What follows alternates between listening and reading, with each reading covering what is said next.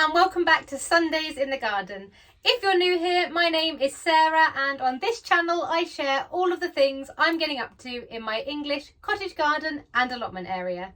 If you're new, I would really love for you to subscribe so you can stay up to date with everything I'm sharing at the end of 2024 and into 2025. In today's video, I'm going to be doing a Q&A video and showing you some of the areas of the garden that you've all asked to see and ask questions about. This is the first time I've done this, so please bear with me if I waffle too much. I'll try and cut out some of the waffle, but I am known to waffle on. There's also a very noisy squirrel outside. I think it's a squirrel. We'll go and find out. He's being very noisy, but I'll take you outside with my beer and we'll sit down and have a chat about some of the questions that you have asked and show you some of the areas that you really were interested in seeing. So let's go. Okay, I think the squirrel has quietened down, so hopefully he won't be causing us too much trouble. So I will talk you through the questions and the answers, and I'll show you the areas that you've asked specifically to see in this video. So the first question was, what inspires you to garden? What inspires me to garden? My love of gardening really started being outdoors a lot as a child, I think, and really enjoying being in nature.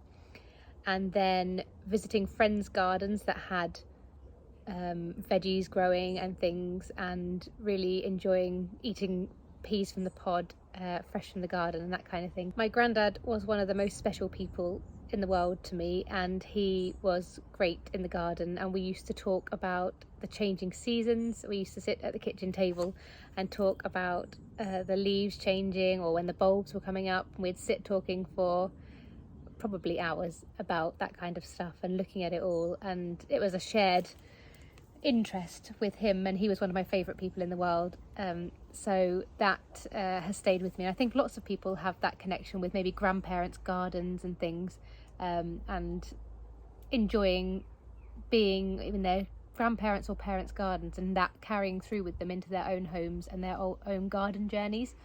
So that's definitely an inspiration for me. When I was, I think, about 10, I asked my parents if I could have a patch of the garden, very secret garden. Can I have a bit of earth to plant some seeds, some veggie seeds? I chose the most shaded area of the garden and put my seeds in. I dug it all over. I remember spending a really long time, it felt like a long time as a 10-year-old, digging it all over myself and putting the seeds in. I don't really think anything grew because it was all in the shade, but the desire was there from that really young age to be doing something like that. So it's obviously something that's in there. Even as a child, I wanted to be doing those things. Then as a young adult, leaving university and then starting to look for my own home, one of the prerequisites for me was either it had a veggie area, veggie sort of growing space already there in the house we found, or it had potential for us to put one in. So I saw this house and the veggie area was already here. There was even, I think, onions, leeks, because it was winter time. We saw it in January and there was already things growing. So I was just in awe. I'll see if I can find a picture of me wandering around this area, because you can see how different it all looks when we first saw this garden.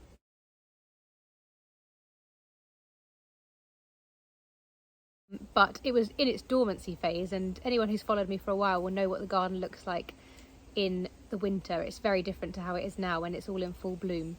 But even in its dormant phase, I was absolutely mesmerised and blown away by how beautiful it all was. And then watching it come to life that first year we lived here was like magic. I absolutely loved it.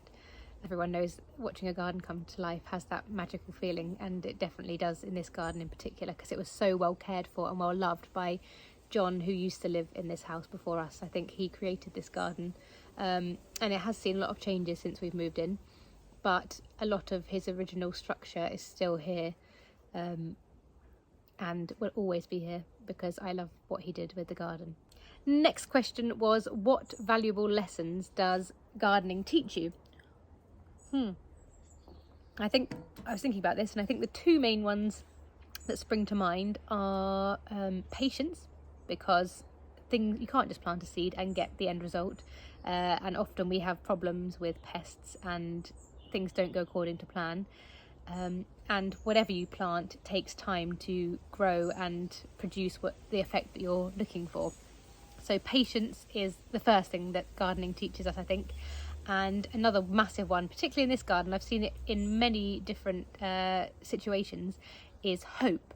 Because things that look like they're not going to be savable, things that look like they may be dead, come back and look spectacular a few years down the line. So I try my best, if something looks like it's not alive, to leave it for at least another season and see what happens, because I always have that hope that something may turn around for it, and very often it does. Much as is in life, you know, these are lessons that carry through. The patience that we learn can carry through to the rest of our lives, and the hope, because if you're in a situation that feels like it's got no way out, gardening teaches us that there is still light and positives to be found if we just wait a little bit of time and have hope. So that's the things that I think gardening teaches me. What is my favourite area? I think at the moment where I'm sitting is my favourite area. That's why I've chosen to talk to you here. The weeping willow that's behind me is not actually in our garden. It's growing in our neighbour's garden, but it's beautiful and it's like the backdrop of this allotment area, and so I hope that they always keep it because I really love it. They did some pruning of it earlier in the year, and we were really, me and my neighbour nearby were really worried that we were going to lose it because we think it's absolutely beautiful, but it's still here looking spectacular. So hopefully it will be here for many years to come. This is my favourite area because it's ever changing up here, actually. I mean, all of the areas of the garden are ever changing, but this changes a lot, even in one season. So let me just pick you up. Ooh. This is my, we're a bit wonky. It's a great little spot to sit because we're on my chair here, with some blackberries, and we've got the tree here, which is just beautiful and so relaxing. And then I get to look over the whole garden, and from here I can sort of see through the archway down. You probably can't see on this camera, but down to the roses. It's really very beautiful, and it's definitely my best place, particularly in the evening at this time. And about an hour ago there will be still sun in this spot, so you can get sun here, and the sun is still hitting all of the leaves around us, and it's just wonderful. It's got that magical feeling. Let me turn you around. I don't know if you can see any of the sun dancing in different areas. But it's so pretty. It's like a little light show, and all of my hard work is, you know, here. This is what produces our food, and it's just a wonderful place to sit. So it's my favourite area, and I am waffling. This is the first time I've done this. I apologise for all the waffling. What gardens do you visit and find inspirational? So if you've been following me for a while, you'll have seen my visits to Barnsdale, and I think that would have to be the place that is the most full of different gardens that I've been to, because it's got those 38 different individual garden designs with different things going on. So that is really inspirational because you can find whatever style of gardening you're interested in and find new ideas in all of the different areas. So if you've never been to Barnsdale Gardens, which are the gardens that were designed by Jeff Hamilton on BBC Gardener's World, they're still run by his son Nick Hamilton now, and a great team there. So that would be my main gardens that provide inspiration. But I was saying to my husband when I read that question, every garden that I've visited. We've got a few local to us. Coton Manor is lovely because they've got a beautiful bluebell forest, and if I could create a bluebell dell like they have there in my garden, I have a small one, my own miniature version, but if I could create, wobbled the table, if I could create something similar here, then I would. But they have lots of lovely different areas there. They've got woodlands, sort of waterfall stream section. They've got more formal gardens, a pond, a large pond, lots of beautiful things, and they sell plants there as well. Where else have I visited? Arlington Court, I believe is the name of it, in Devon. If you're ever down in the North Devon area, Arlington Court had the most amazing kitchen garden that I think I've ever visited. It's a walled kitchen garden with everything you could possibly wish to grow in terms of your own food there, set out, laid out really beautifully, and they use a lot of their cooking, a lot of the things that they've grown in their cooking in the kitchens. So that would be one I would recommend as well. So My main sources of inspiration at the moment would be Barnsdale and all of the gardens there, and I keep seeing things there that I love and want to recreate here. But any gardens that you can visit provide me with some kind of inspiration, which can be a troubling thing, because you can't possibly create all of the wonderful things that you see in your own garden. But we have got a lot of things going on here. We have woodland areas, we have the kitchen garden area, we've got the rose garden area, so there is lots happening here, and we're very fortunate to have lots going on. Another question was why I got interested in gardening, and I think I covered that in the initial question. What inspired me to garden and what lessons has it taught me? So have a look back at that one in terms of that answer. But yes, what got me interested in gardening would be all of those childhood memories and things regarding nature and the people that were associated with those lovely feelings that I had, and also the joy of eating fresh peas from a pod from someone's garden. Somebody asked about slug and pest control, and I don't do anything in terms of putting pellets and things down in this garden. So I think the main things when I was thinking about this are I don't do brilliantly with pests and slugs. They do attack the crops, but there is so much going on in this garden. It's really diverse in terms of the predators that can eat the pests, because there is just so much happening, lots of weedy areas as well as lots of well-kept areas, so many different types of plants. It brings in a massive diverse range of other insects and predatory insects, so that really helps to keep the slugs down and the other pests down. Companion planting, like with nasturtiums and things, and accidental companion planting, like all of the weeds that pop up. So the weeds often end up being the food for the pests as opposed to my food, which is great. So perhaps not being as neat, but keeping areas around the beds as neat as you can to give limited place for the pests to hide. And the other thing that I thought was that I actually, because I'm fortunate enough to have a greenhouse, I keep a lot of my crops, plants, whatever I am planting out here in the greenhouse, probably longer than perhaps you need to, so that they get that bit bigger. So keeping things protected inside as much as you can. And also I cover the brassicas, I covered the carrots, and anything that's particularly prone to attack with some kind of netting and things as well, as an extra line of attack, because the first year that I planted cabbages and Brussels sprouts here, the entire crop was decimated by cabbage white butterfly and the caterpillars, and I had nothing I could do about it. And then the second year I still didn't cover them, and the caterpillars didn't come the second year, but the pigeons did, and they decimated all of them. So the only way that I find that I can protect particularly the brassicas in this garden is by covering them and netting them. So netting, keeping things inside as long as possible until they're big and able to look after themselves, and having a really diverse garden where lots of predators to the pests can thrive is great. And keeping some areas more weedy actually seems to be helpful, because it gives the pests something different to eat and lay their eggs on. Where is your messy corner? Now, people who have been following me for a while will know where my messy corner is. It's still a messy corner. I don't know when it's going to get sorted out, but let me take you and show you.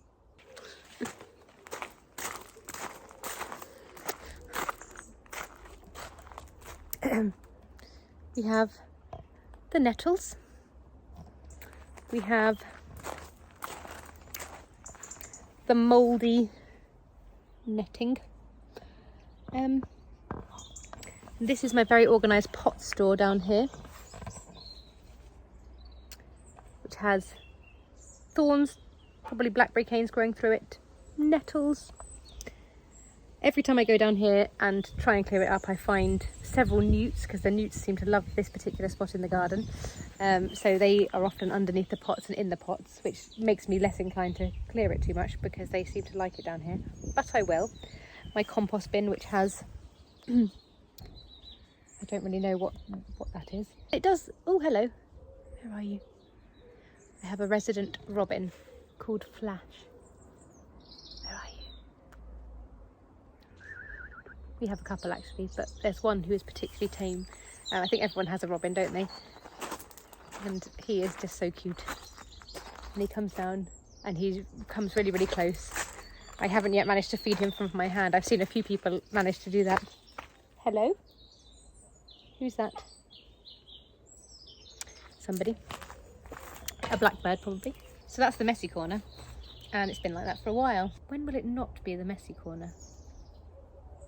Stay tuned to find out. Subscribe to see if it ever becomes the tidy corner. Maybe over this autumn when things calm down, there'll be time to tidy it. Stay tuned to find out. Do I have an area of the garden I'm unhappy with and I want to change next year? That is from Claire at the Farmyard Garden. I imagine many of you may follow her. She has got a fantastic kitchen garden and other garden areas around her home which are just stunning, and she's done such a brilliant job with it over the last year and a bit. Not quite a year. When did you start, Claire? You can comment and let me know. Have a look in the comments and Claire will let me know when she officially started. But her channel is amazing, her garden is inspirational, and everything she does there is wonderful. So do go over and follow Claire at the Farmyard Garden. And her first question was the messy corner. And her other question was, do you have an area of the garden that you're unhappy with that you want to change next year? So the positives for the area are that it grows a lot of technically weeds, but things like herb robert and green alkanet all grow there, and it's great for the pollinators. So whilst it's not an area I find particularly attractive, it is great for the garden, for the biodiversity of the garden and for the wildlife. So it's not causing any harm, it's just not particularly beautiful, and it's all starting to die back now, so it is starting to look even less beautiful. And I would like it to be a wonderful woodland area of the garden with foxgloves and other shade-loving plants. But let me take you and show you. People who have been following a while will know what we're going to see. Here we are. So there's even a bit of fence over there that needs painting. So that's a to-do. But it's here. So it's a wild mess. There is Barbarus over there. Oh, where am I pointing? Just there. And that is very spiky, so that was cut back, but it is still growing, and we'll see how it does. If I cut it back every year, it can probably stay there. And there's some more Barbarus there, which I don't really want behind the holly. But then if we tip down here, we have these, which the bees absolutely love, the green alkanet, but it's a real pest and it completely invades everything. And then back there, that's a big clump of herb robert. There's a tree growing over there which is not meant to be there. It's fallen from this hazel tree, so it's a new hazel tree growing in a space that isn't big enough for it, so that will have to come out. There is an ash tree that was growing in the middle of all this mess that I moved and put over here. Oh, there it is, next to the fence, and that looks really quite cool there because there's actually a gap between the tree on this side and the tree on this one, and I was going to let this ash grow up in the gap and see how it does. It may not do well, but it's okay at the moment, so that can stay. But this area I'm going to dig out. People have heard me say this before. I am going to dig it out and mulch it all over and try and put in things that I want here, like some more foxgloves and some shade dwelling plants. But for now, this is the area for next season, hopefully, or maybe the season after. We'll find out. If you keep following along. Time is not always on our side, so that's another thing I find with making these videos. I really enjoy making these videos, but the time to take them, make them, edit them with all of the other things that are going on and keeping the garden running can be challenging. But I love chatting to you all, particularly in the comments, so I'm just continuing and doing my best with it. And apologies if I'm sometimes a bit slow to get the videos up, or perhaps miss a week.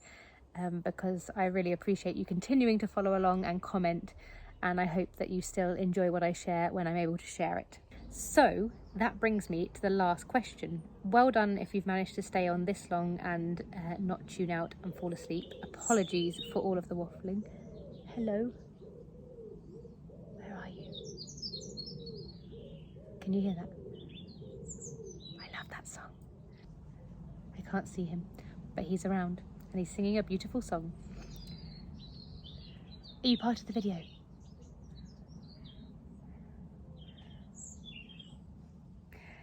Please show more about the pond area and the sitting areas, why you love sitting there. So I'm up in the first sitting area, which I told you why this is my favourite area of the garden and why I love it so much. Now this has only recently become a sitting area, however it's still always been my favourite area of the garden. He's trying to upstage me now with his singing, and it is beautiful. It's much nicer than my waffling.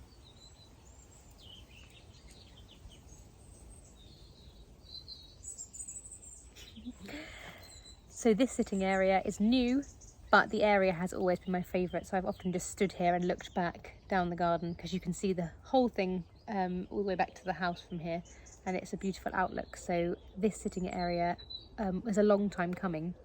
It wasn't always my favourite spot to stand, and now the fact that I can sit here with the willow tree looking at this is wonderful, and it's already become my absolute favourite sitting area in the garden. I'll take you, we have two other areas that we can sit. I'll take you to those and talk to you about why I like sitting in those areas. So now we're in this sitting area that is here, just in front of the hazel hurdle. We're on the decking area, and there's a table. Let me plonk you down here. So the reason I like this sitting area is because it's shaded, so it's in the sun early in the morning for a very short time, and then it is shaded. Hello, there you are. What are you doing? You can come and say hello. It's shaded for the rest of the day, so it's a lovely cool place to sit in the warm midday sun. We've eaten here, we've had barbecues up here, and it's a really safe place for children to sit in the sunshine on a hot day, sit in the shade on a hot day. And it's also a sociable spot, because if I sit here, we often see our lovely neighbours who are on this side. We can't really see our lovely neighbour on the other side because we have a lot more trees and things, but if we spot him we always say hello as well. But this side, if we're here, we often can have a little chat with our neighbours as well, which is really nice, because we have beautiful neighbours on both sides, so we're very lucky. So this sitting spot has been chosen because it is shaded and because it is a sociable spot, and it also has a lovely outlook here into the greenhouse and down the other area of the garden, the second half of the garden. And I'll take you down to the other area, which we sit much more rarely, but it is our third sitting area in the garden. So now I'm down in the third and final sitting area, which is near my dahlias, which are all here, and on the patio area next to our house. And so this was chosen because it's closest to the house, and when we have friends and family over, perhaps on birthdays and things, we often put a few chairs out here and all sit looking up the garden. This is kind of the chosen spot. Also, this is the area of the garden that gets the sun for the majority of the day. In the morning it's in the shade, but from lunchtime until the evening it is in full sun, so it's the nicest place to sit if you enjoy sitting in the sun. So when we have friends and family over, we often sit here, put all of our chairs out and look up the garden while the children are playing. So this is the third and final sitting spot in the garden. So finally I will show you the pond area. So here is the pond area. If you've been following me for a while, you'll remember that it gets cut back every year, so much of it looks very bare in the winter, and then it looks much more full of life at this time of the year. The pond itself is covered over with a netting, but I was just saying to my husband today, I think that it's probably going to come off once I cut all of this foliage back again for the winter. I think I'm going to remove the netting because it was put there for our little boys to protect them from falling in. But our youngest is nearly 4 now, and if he was to fall in, they don't tend to go anywhere near it. And worst case scenario, it wouldn't be a complete disaster if he fell in there now. He would just be wet and soggy and we'd pull him out. Whereas when they were tiny, it was much less safe for small children. So I think it's nearly time to remove that, which is exciting, because I can then get back in there. Because if we look a bit closer, you will see what's happened to the lilies this year. And this is the first year this has happened to the lilies. They have gone completely wild and they are growing very tall. I think it's because they're getting so covered actually over that side by all of the other foliage that they're now desperately trying to reach for the sun, potentially. Also the water level has dropped a little bit as well, but not as much as what those are floating up. So this area does need a bit of a clear back, but I do very little to the pond because it's a brilliant little ecosystem in itself, and I've lived here for 10 years and it's not needed loads doing to it. So we just leave it to do its own thing because it seems to know exactly what it needs. The newts love it, the frogs love it, The dragonflies love it, so it stays as it is. But the rest of the area has gone completely crazy. The meadowsweet, I've cut back some of the meadowsweet there, and it's reflowering. That I like to use for my Christmas wreaths and things. This area is going to become more of the rose garden area. We've got quite a few roses in here now, and I've got some alliums to plant in here with the other alliums, and it's all going to have a little clear out in the next few months as things calm down and there's less to do. But all of this alkanet over here, it never fully gets dug out, but I do want to get rid of a lot of it because I don't love it, and it takes over and stops me being able to plant other things. So that is the pond area. If you have any specific questions about the pond area, we used to have a working pump that ran a waterfall down from the top here into the water, but we had the extension and the pump was removed. But we may reinstall it at some point because the sound of running water is beautiful, but I always worry about things getting caught up in the pump, which I don't like. So the top pool now gets used by the pigeons and the birds to bath in, so it's still very useful.